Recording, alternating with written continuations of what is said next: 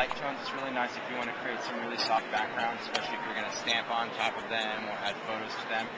So alcohol inks work on any non-porous surface, so we can color on glossy cardstock and paintables and acrylic and bling and all sorts of things. But the newest tool we came out with at the show is the new fillable pen. And this is really cool. This is a dual tip marker. On one end, it is a brush tip. This is a flexible tip. The other side, a detail nib. And the idea is that you can fill this pen with any color alcohol ink to create your own alcohol ink pens. So, the benefit, you're like, well, what would I need that for? What would I do? Well, the cool thing is this is just another tool to sell to your customers who you've been selling alcohol inks to for the past couple of years. You know, we've been using this tool to do backgrounds and things like that, but now they have a pen where they can go in and color specific things. They can color over stamped images, over paintables, or over embellishments, and it has all the same properties that alcohol ink has. So that's what we're going to do. We're just going to color some colors, and I'll show you how to fill. These are very, very easy to fill. When we go to work with these, let me make sure I took out a color that I haven't made yet. I made it.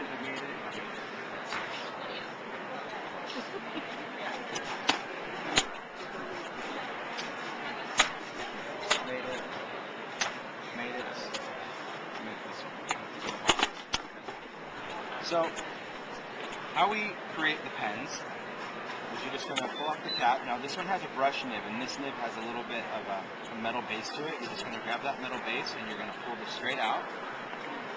You're going to take your alcohol inks, you're going to put the nib right in there, 1, 2, 3, 4, 5-second squeeze, and replace the nib. Cap it, this is an airtight cap, flip it over, pull this nib out. This nib normally, like tweezers, or if you have fingernails, that would help. If you have a towel, that would help. Or your teeth, that would help. Alright, same thing, the nib in, 1, 2, 3, 4, 5. Now, the reason we want to fill both ends of the pen is the inside there is a wicking material. This is a material that's going to keep the ink suspended. So after you fill both ends, you're going to cap them, let the pen set horizontally for about 5 minutes, and that's going to allow the ink to wick out on both sides. This is a continuous barrel, there's no divider, so once you create a color for this pen, it is that color. You can't do half one, half the next. And because it is not an empty chamber, once you make that pen a color, it is that color. You can't go clean it out and change the color. But the nice thing is let's say you filled it with one of the brights, but you'd rather have it one of the earth tones, you could always refill it with a darker ink because that would obviously take over the color that was there. So here's some things that we can do with it. You know, just take a little bit of How do you know what color's in it, Tim? I'm doing it. Oh, Yes, okay. right now. Okay, sorry. Provided a white band, so once you're done, you can take a Q-tip. I'm just using a piece of cut and dry foam. Take that same color because remember, alcohol ink is anything non-porous, including this plastic band. So now I can just color that, and now I know what the color of the pen is. So that's how we know. Yeah. So that's how we know. If it's a continuous tube inside, why doesn't it put it in both sides? Well, you don't. If you overfill the first side, you won't have to worry about filling the other side. But you really don't want to overfill it because you'll have it leak out the other side. So that's why we say a 5-second squeeze on each end to allow it to wick evenly. Then to start it here and have it force its way down and leak out the bottom.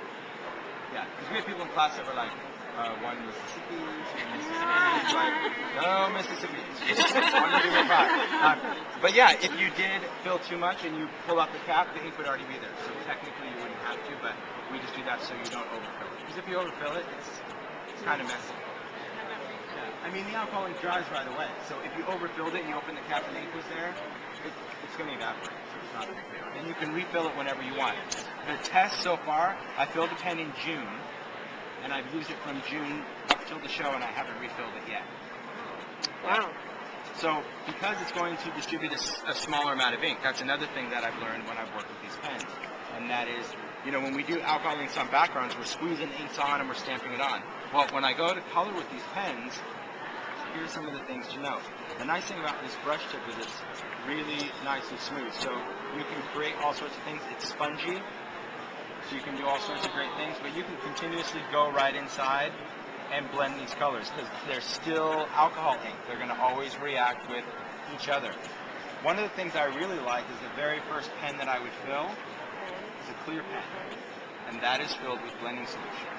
Because blending solution, if you work with the alcohol inks, will blend, lighten, and remove color. So, if I've colored something, let's go to a Prima paintable. Oh, I love those. I love these paintables. They're really cool.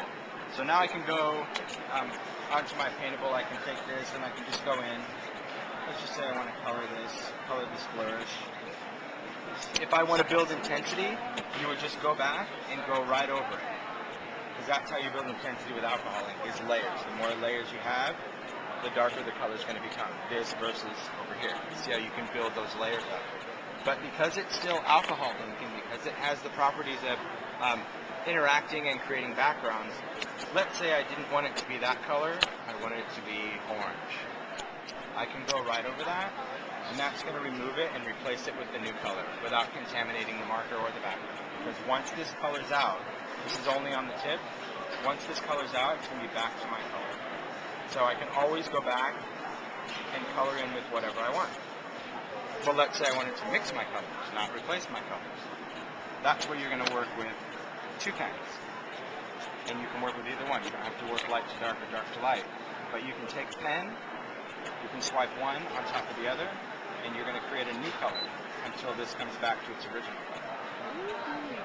So if you wanted to create like a blue-purple, you can take that, touch it on a blue pen, and color it. I know, it's wild. Wow. Here's another great thing. Let's say I was coloring with this, but I really wanted it to be lighter.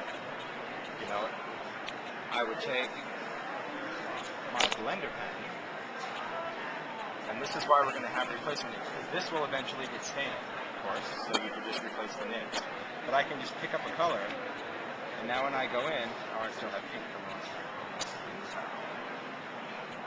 Here's another great thing about this, is I picked up that raspberry. Still blending solution. So I can go in to clean out my nib quicker just by flushing it out with blending solution.